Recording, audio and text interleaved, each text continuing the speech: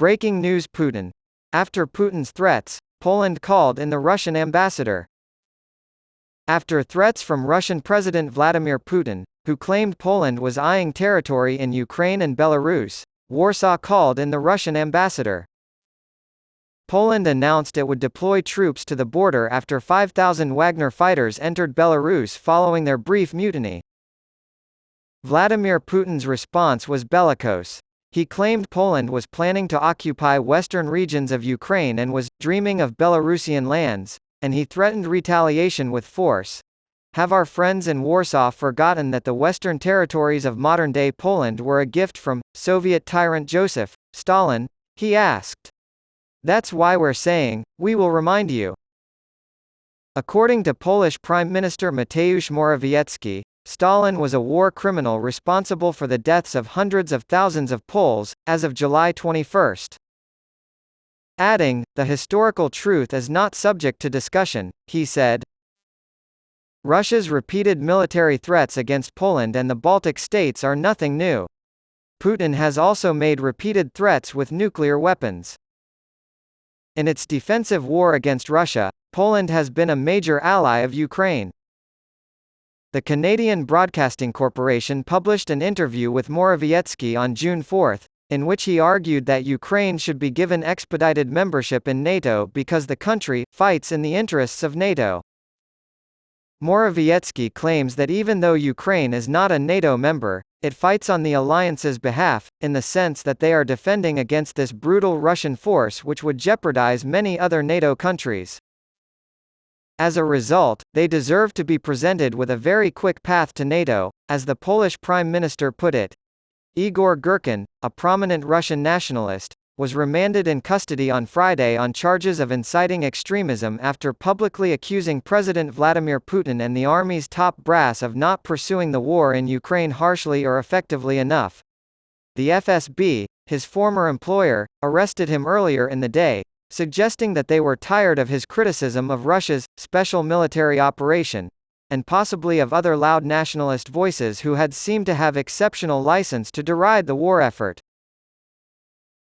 This comes after a failed mutiny last month orchestrated by another vocal critic, Wagner mercenary force boss Yevgeny Prigozhin, who is still at large but has toned down his own criticism. According to TASS and RIA Novosti, the maximum sentence for the charge brought by FSB prosecutors is 5 years in prison. The RBC News site reported that Girkin, 52, had been remanded in investigative custody by the Meshchansky District Court in Moscow until September 18. Likely to infuriate fellow members of the military blogger community, who largely see Girkin as an astute military analyst and patriot, the British Defence Ministry said in a weekly intelligence update on Saturday. Former FSB officer and battlefield commander Igor Strelkov, aka Girkin, was instrumental in Russia's annexation of Crimea in 2014 and the subsequent organization of pro-Russian militias that wrested control of eastern Ukraine from Kyiv, sparking Russia's war with Ukraine. For his alleged role in the shooting down of Malaysia Airlines flight MH17 over eastern Ukraine in 2014, for which 298 passengers and crew were killed, a Dutch court sentenced him to life in prison in absentia in 2022. Shot. A popular Telegram channel posted footage from court showing Girkin standing almost motionless in a glass cage.